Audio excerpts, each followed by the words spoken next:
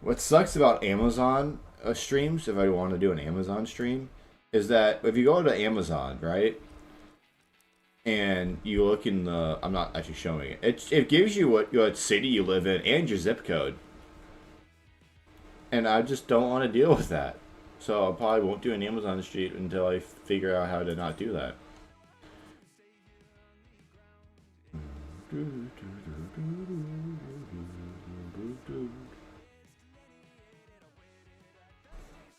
Yeah, well, I could.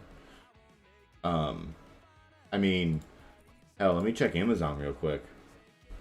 I have actually already looked on Amazon. Soldering iron. Soldering iron. Soldering kit. Wow. A soldering pen with solder and a sponge. A 10-in-1 adjustable temperature soldering welding iron kit. 60 watt. 11 bucks.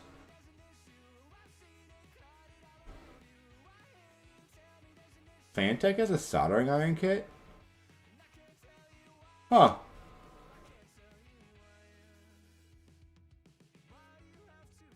Yeah, I know.